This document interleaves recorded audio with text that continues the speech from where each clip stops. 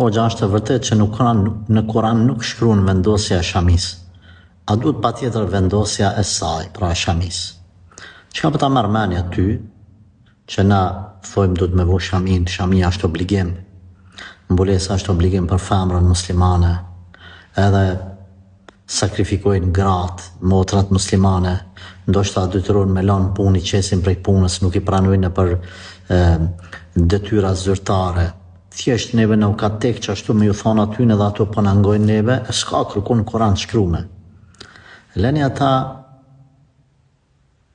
klon, s'po du me thonë e fjallë tjetër, në emër të hoxhalëkut, në emër të dijes islame, që u ato lovitin trunin, e ata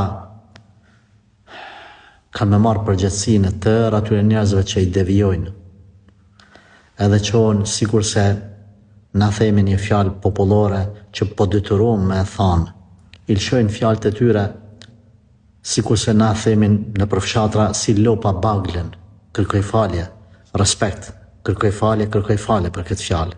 Por jam aqim mlefosur me ata pseudo hoxhallar, të cilët thotë, s'është kërkun Kur'an më falë, s'është kërkun Kur'an bajrami, s'ka pas pejgamber me emrin Muhammed, shamia nuk shkruan kërkun. O insan, pse mashtron popullin, pse devion popullin Zotit vraft, e morët në qafë popullin duke i fut huti në argumentet e fesë, po qësë është mbulesa në Kur'an. Argumentet e fesë janë matë mëdhaje se sa truni o trun peshku. Shiko surën Ahzab ajeti numër 60. E shem mbulesën. Pastaj janë isë me filozofu. Mas më se ka zot, o ti njeri ka zot.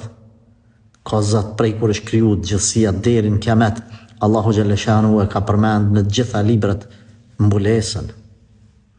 Andaj të ndërum vëllezër, motra, aman nga personat e tillë, rune vetën se vallahi ju marrin me vetën xhehenem. Qëndrani stabil mësimeve të Kuranit dhe të Sunetit, hoxhallarëve të cilët ja shpjegojnë edhe shifët që e kanë tutën e Zotit, jo atyre të cilët janë aventurierë të veshur me petkun e hoxhallokut.